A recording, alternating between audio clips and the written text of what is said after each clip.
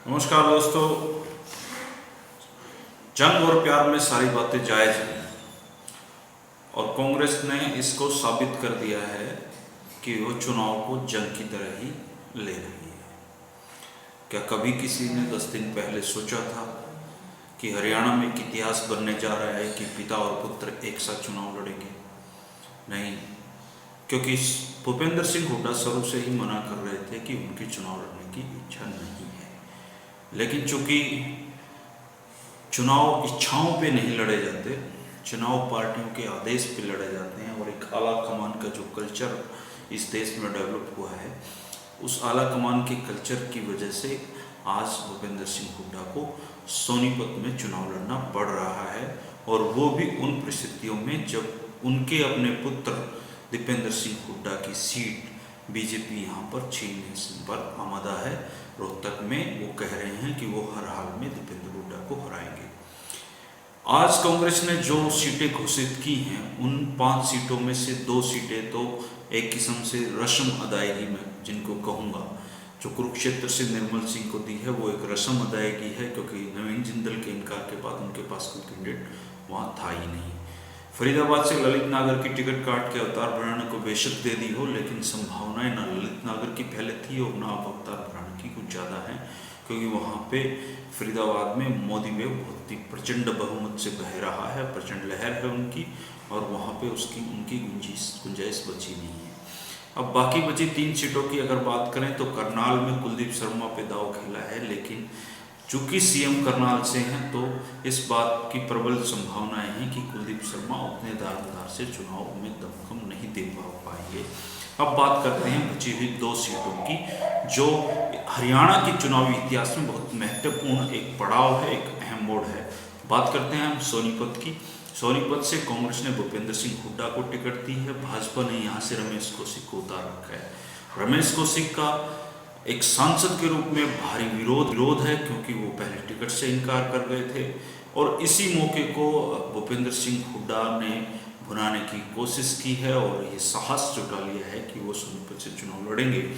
Sonipat seat पर अब तक हुए चुनाव में 2 मौकों को छोड़कर जाट प्रत्याशी ही सांसद बने हैं। शायद भूपेंद्र सिंह हुड्डा के कॉन्फिडेंस का एक कारण ये भी रहा हो कि वहाँ पे अरविंद शर्मा और रमेश कौशिक को छोड़ के 11 में से 9 बार जाट समुदाय के लोग ही सांसद बने हैं। सांसद किशन सिंह सांगवान भाजपा के बड़े नेता थे, 3 बार वहाँ के सांसद हैं। तो अब प्रदेश में 3 हॉट सीटें हो गई हैं। एक पहली हॉट सीट है रोहतक की, जहाँ पे भूपेंद्र सिंह हुड्डा के बेटे दीपेंद्र हुड्डा चुनाव लड़ रहे हैं। वो 3 बार से सांसद हैं। उनका मुकाबला अरविंद शर्मा से, जो कभी सोनीपत से भी सांसद रहे हैं, करनाल से भी सांसद रहे हैं, कांग्रेस में भी रहे हैं, हुड्डा के साथी भी रहे हैं, हुड्डा के विरोध में भी रहे हैं। तो रोहतक के अलावा अब दूसरी हॉट सीट है सोनीपत, जहाँ सबसे ज़्यादा जाट मतदाताओं की संख्या है, लेकिन दूसरे नंबर पे ब्राह्मण मतदाता हैं। और समीकरण यही बनता है कि एक जाट के मुकाबले में ब्राह्मण दूसरी जातियों का ध्रुवीकरण करके वोट हासिल कर लेता है। रमेश कौशिक जी भी उसी वजह से यहाँ से सीट उन्होंने निकाली थी। लेकिन भूपेंद्र सिंह हुड्डा के आने के बाद बहुत ही दिलचस्प मुकाबला सोनीपत में हो गया है, जो एक तरीके से ये दीपेंद्र के लिए राहत की बात भी है और थोड़ा सा चिंता की बात भी ये है कि उनकी जो परिवार की एनर्जी अब 2 जगह पे डाइवर्ट होगी, उनके समर्थक भी 2 जगह पे डाइवर्ट होंगे। और राहत की बात यह कि बीजेपी का फोकस अब रोहतक के साथ साथ सोनीपत पर भी भूपेंद्र सिंह हुड्डा को हराने पे हो जाएगा।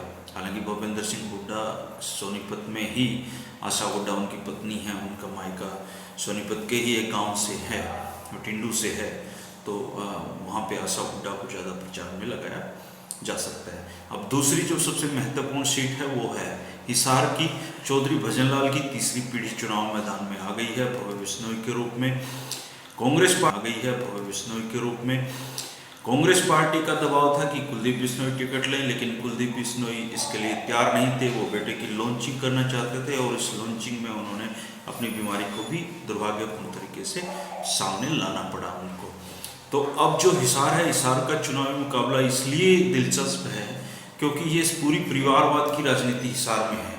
चौधरी वीरेंद्र सिंह के बेटे ब्रजेंद्र सिंह भाजपा से हैं, डॉक्टर अजय सिंह चौटाला के बेटे दुष्यंत चौटाला जसपा से हैं और कुलदीप बिश्नोई के बेटे भव्य बिश्नोई कांग्रेस पार्टी से उन्होंने उम्मीदवार बनाया। तो तीनों महत्वपूर्ण प्रत्याशी परिवारवाद की जो वृक्ष है उसके लगे हुए फल हैं।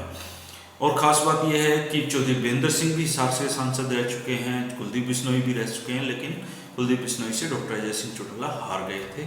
लेकिन हिसार की चुनावी राजनीति से तीनों ही जो कैंडिडेट हैं उनके पिताओं का नाता रहा है।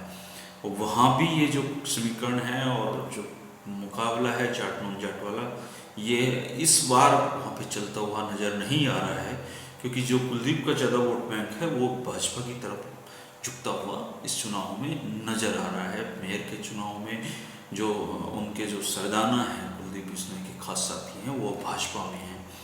शहर में जहाँ पे वो मजबूत दिखते थे वहाँ है नहीं, लेकिन समीकरण बड़े रोचक बनेंगे। नारनौंद, उचाना और उकलाना बरवाड़ा में जहाँ से अक्सर दुष्यंत ने लीड ली थी, अब वहाँ विजेंद्र भी वोट शेयरिंग कर रहे हैं, क्योंकि उचाना तो उनकी माँ का विधानसभा का है। नारनौंद में कैप्टन अभिमन्यु जैसे बड़े नेता उनके पास हैं जो विजेंद्र सिंह के लिए पूरा दमखम लगाने वाले हैं। तो एक तरीके से बड़ा रोचक ही चुनाव मुकाबला ये होने वाला है हिसार का। और तीसरी वोट सीट रोहतक की है, जिसपे अरविंद शर्मा और दीपेंद्र हुड्डा आमने सामने हैं, और बीजेपी दावा कर रही है कि यहाँ से 50+ जीतेंगे। और दीपेंद्र सिंह हुड्डा अब इमोशनल कार्ड भी उन्होंने खेल दिया है कि उन्होंने रोहतक के विकास के लिए अपनी जवानी खपा दी है।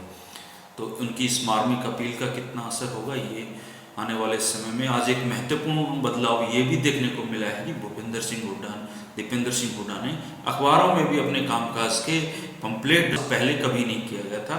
इससे चुनावी रोचकता का एहसास होता है कि चुनाव कितने रोचक मोड़ पे ये पहुंच चुका है कि अखबारों में लीफलेट पंपलेट डलवाने की नौबत भी आ गई है। तो इस तरीके से ये जो तीनों ही सीटें हैं, इन तीनों सीटों पे बहुत ही दिलचस्प मुकाबला बनने जा रहा है, और उन दिलचस्प मुकाबले में देश और प्रदेश की नज़रें इन पे बनी रहेंगी। महत्वपूर्ण बदलाव जो सोनीपत में देखने को मिला है। अब एक चीज़ यहाँ और भी होनी है कि दिग्विजय चौटाला ने कहा था कि अगर भूपेंद्र सिंह हुड्डा चुनाव लड़ेंगे तो वो सोनीपत से उम्मीदवार होंगे, सोनीपत से चुनाव लड़ेंगे। अब देखना यह है कि वो सोनीपत से चुनाव लड़ने की हिम्मत जुटा पाते हैं या नहीं।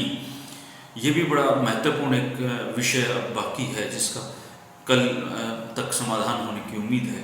और इसके अलावा एक और हरियाणा के खिलाड़ी हैं जिन्हें जाति पाति की राजनीति का अंकुरकर्ता जिसको कहा जाता है हरियाणा में, कि चौधरी भजनलाल के बाद जो जाट गैर जाट की जो राजनीति करने का जिन्होंने यहाँ पे प्रदेश में जिनको विलेन माना जाता है, राजकुमार सैनी भी कहते थे कि अगर भूपेंद्र सिंह हुड्डा रोहतक से चुनाव लड़ेंगे तो वो भी चुनाव लड़ेंगे। तो हालांकि उन्होंने अपना प्रत्याशी वहाँ से घोषित कर दिया है, लेकिन अब क्या वो साहस जुटा पाएंगे सोनीपत से भूपेंद्र सिंह हुड्डा को चुनौती देने का? क्योंकि हालांकि राजनीति में दावों का, कही गई बातों का कोई मतलब नहीं होता है।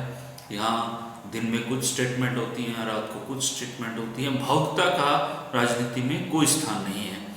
और इमोशनल जो आदमी हैं वो वर्कर होते हैं, राजनेता नहीं होते।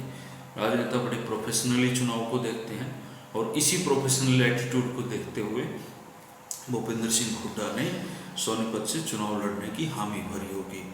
इनसे पहले अब चुनाव पहले की तरह नहीं होते। अब चुनाव को जो समीकरण है, चुनाव को जो लड़ने का तरीका है, पिछले 5-10 साल में काफ़ी बदलाव आया है। अब चुनाव से पहले लगभग सारे कैंडिडेट बड़े पैमाने पे सर्वे कराते हैं। सर्वे अलग अलग एजेंसियों से होते हैं, उनका लाखों रुपए का है। उसके बाद एक मुद्दों के भी सर्वे अब होने लग गए कि मुद्दे क्या उठाने चाहिए। एक भारी भरकम टीम होती है, उस टीम को लेके भी, उस टीम पे भी दारोमदार होता है। उसके बाद कहीं प्रत्याशी चुनाव के मैदान में उतरते हैं। तो अब जब हरियाणा में 3 सीटें वोट सीट हो गई हैं और 12 मई को चुनाव होने हैं, 5वें चरण में हमारे चुनाव हैं, तब तक जो देश के केंद्रीय नेता हैं, अमित शाह और ये सब लोग, नरेंद्र मोदी जी, ये यूपी की सारी सीटों के चुनाव तब तक निपट चुके होंगे। तो एक तरीके से सारे राष्ट्रीय नेता भी खाली होंगे। तो यहाँ पे नेताओं का जो जमघट लगने वाला है और जो रैलियों का जो सिलसिला है वो एक बहुत बड़े पैमाने पे होगा। वर्करों की खास ज़रूरत होगी, हवा बनाने वालों की खास ज़रूरत होगी। लेकिन इन तीनों ही पॉलिटिकल जो वोट सीट हैं, इन पे चुनाव दिलचस्प होंगे। और आप हमारे चैनल से जुड़े रहिए हरियाणा फर्स्ट से। हम यहाँ पे होने वाली लेटेस्ट जो जानकारी है आपको पहुंचाने की कोशिश हमारी रहेगी। तब तक के लिए आप नज़रें बनाए रखें इन सीटों पे और देखिए कि रोहतक, सोनीपत और हिसार में आगे क्या होता है। शुक्रिया।